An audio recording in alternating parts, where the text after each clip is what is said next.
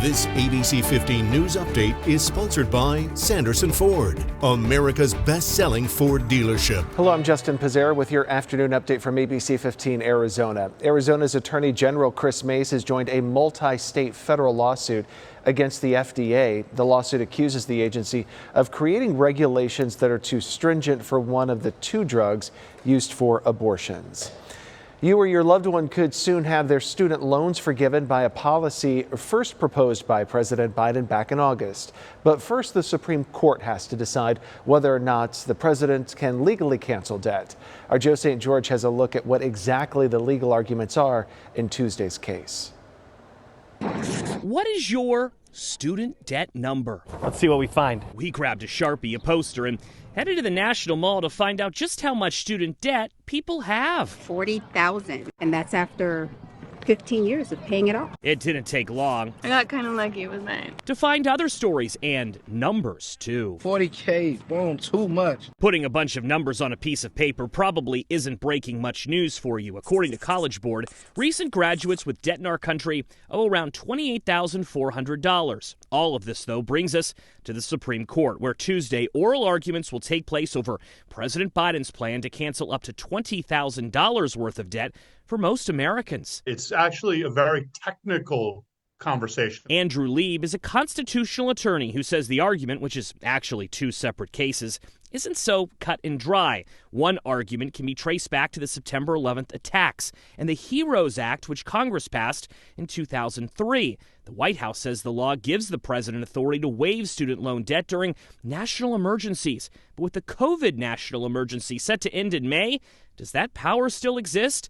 Lieb says before the justices even debate that, in the case of Biden v. Nebraska Tuesday, justices are likely to argue whether or not the case should even be happening. The case is brought by 6 conservative-leaning states who want to block forgiveness over concerns it will impact tax revenues. Missouri, for instance, is arguing the Missouri Higher Education Loan Authority will lose money if forgiveness happens.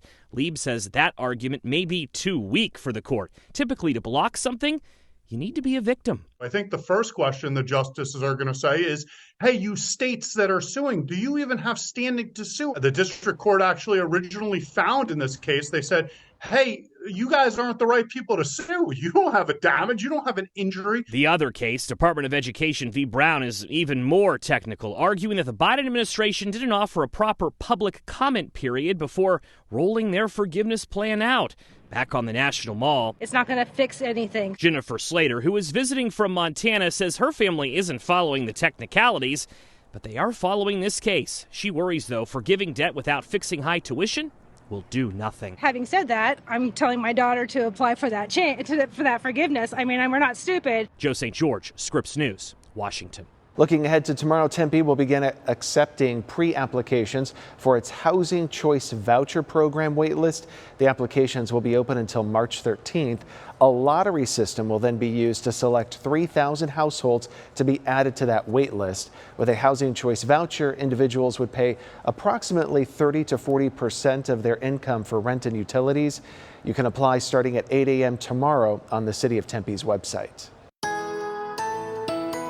Time now for your most accurate forecast. I'm meteorologist Iris Hermosillo. A nice and cool day, a quiet day across the state, too, after another storm system hit our state this weekend. Now, temperatures today will only make it into the mid-60s, so we're still talking well below normal high temperatures, but should be a really nice afternoon here in the valley overall. In northern Arizona, 30s and 40s for most spots. Spots like Kingman, though, reach the low 50s. More breezes in northwest Arizona, strong winds, in fact. And then the breezes pick up tomorrow, and by Wednesday, a windy day as we track our next storm system that's prompting an ABC15 Weather Action Day, as it could have significant travel impacts across the state. You'll notice that we see some snow showers by Tuesday in northern Arizona, but the main storm comes Wednesday, and by Tuesday night into Wednesday, that heavy snow begins across the high country with as much as 10 to maybe 15 inches of snow in spots like Flagstaff. The valley will get rain too by the afternoon and evening, and that could make for a soggy drive home on Wednesday. So Wednesday an ABC 15 Weather Action Day, and then we'll dry out and warm up by the weekend.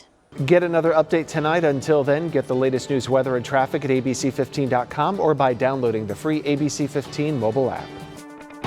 This ABC 15 News Update is sponsored by Sanderson Ford, America's best-selling Ford dealership.